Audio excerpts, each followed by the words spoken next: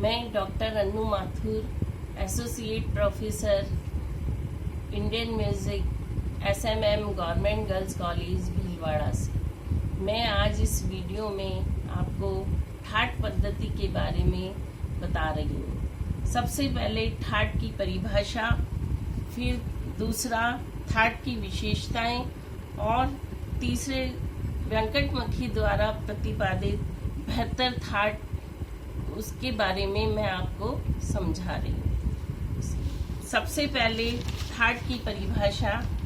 ठाट की परिभाषा मेल स्वरों के उस समूह को कहते हैं जिससे राग उत्पन्न हो सके। नाद से स्वर, स्वरों से सप्तक और सप्तक से ठाट तैयार होते हैं। एक सप्तक में शुद्ध और विकृत मिलकर कुल 12 स्वर होते हैं। इन्हीं स्वरों की सहायता से ठाट तैयार किए गए हैं और ठाट को ही संस्कृत में मेल भी कहा जाता है। ठाट की विशेषताएं। दूसरे नंबर पे आपको ठाट की विशेषताओं के बारे में बता रही हूँ। ठाट 12 स्वरों से तैयार किए जाते हैं, किंतु ठाट में 7 स्वर ही लिए जाते हैं। ये 7 स्वर इन्हीं 12 स्वरों में से लिए जाते हैं। 7 स्वर सारे गामा पधा नी इसी क्रम में और इन्हीं नामों से होने चाहिए। 7 स्वरों में से कोई कोमल या कोई तीव्र लिया जाए, किंतु क्रम यही रहेगा।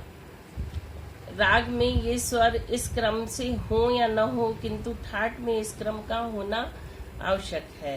राग में 7 स्वरों से कम भी हो सकते हैं, किंतु ठाट में 7 स्वरों का होना अति आवश्यक है। ठाट में केवल आरोही होता है और आरोह अवरोह का होना आवश्यक नहीं है। ठाट में एक ही स्वर के 2 रूप कोमल और तीव्र साथ साथ आ सकते हैं। ठाट में रंजकता का होना आवश्यक नहीं है। ठाट को पहचानने के लिए उससे जो उत्पन्न किसी भी प्रमुख राग का नाम दे दिया जाता है।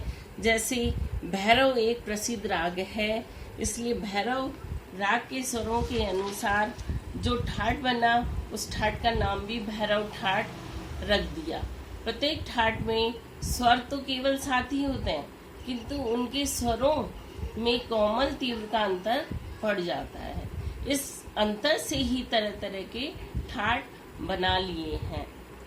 पंडित वेंकटमखी ने बेहतर ठाट की जो रचना गणित के आधार पे की है, अब मैं आपको उसके बारे में विस्तार से समझा रही हूँ।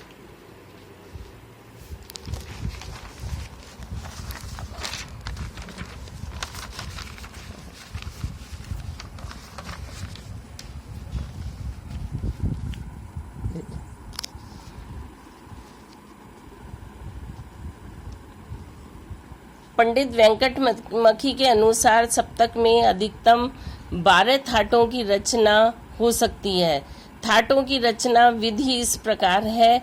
सर्वप्रथम सप्तक के 12 स्वरों में से तीव्र मध्यम को हटाकर तार सप्तक सा जोड़ दिया जाए, यानी सा रे कोमल रे शुद्ध, ग कोमल ग शुद्ध, म शुद्ध, प ध कोमल ध शुद्ध, नी कोमल नी और सा।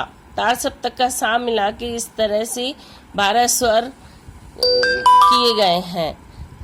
इनमें सप्तक का पहला भाग पूर्वार्ध और सप्तक का दूसरा भाग उत्तरार्ध। सप्तक के पहले भाग में सा रे गा मा,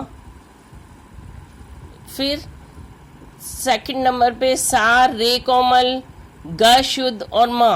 तीसरे पे सा रे शुद्ध ग कोमल म। चौथे नंबर पे सा रे कोमल ग कोमल और म। सा रे कोमल रे शुद्ध और म। सा ग कोमल ग शुद्ध और म। इस तरह से 6 ये स्वर समूह रखे गए हैं। इसी तरह उत्तरार्ध में प ध शुद्ध नी शुद्ध सा, प ध कोमल नी और सा, प ध शुद्ध नी कोमल और सा, प ध कोमल नी कोमल और सा, प, ध कोमल, ध शुद्ध और सा, प, नी कोमल, नी शुद्ध और सा।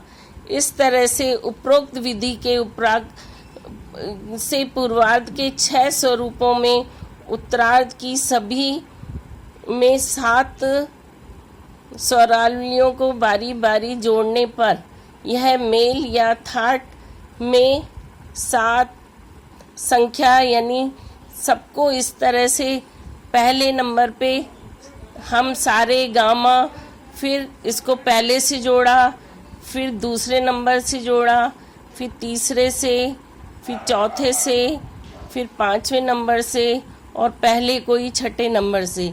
इस तरह से जोड़ने पर 6 स्वरों की जो संख्या आई है, तो 6 प्लस इन 6 से आपस में मिलाने पर 6 से 6 करके 36 संख्या होगी। गणित द्वारा पंडित वेंकटमखी के अनुसार 72 मेलों की रचना संभव है। 36 थाट शुद्ध मध्यम वाले, इस तरह से ऊपर जो हमने बताए हैं 36 थाट शुद्ध मध्यम वाले बनेंगे, और 36 थाट जिनमें इसी क्रम में और इसी तरह से बनाकर 36 तीव्र मध्यम वाले स्वर बनेंगे, थाट बनेंगे।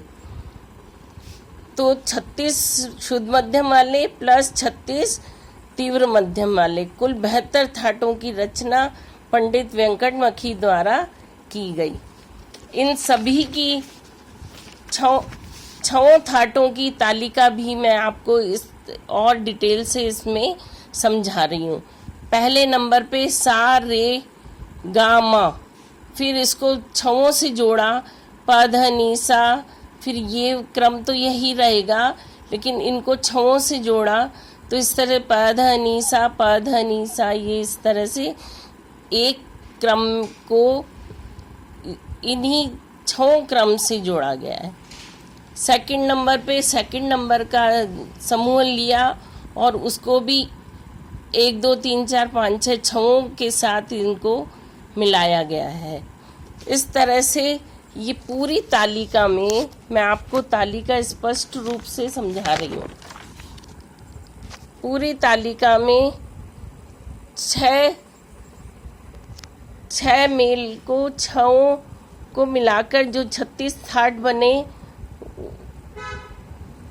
उसको आप आराम से देखिए।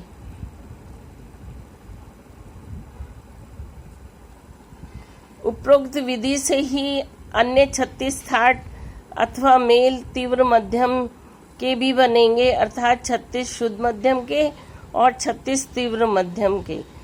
36 + 36 72 थाट अथवा मेल की रचना की गई।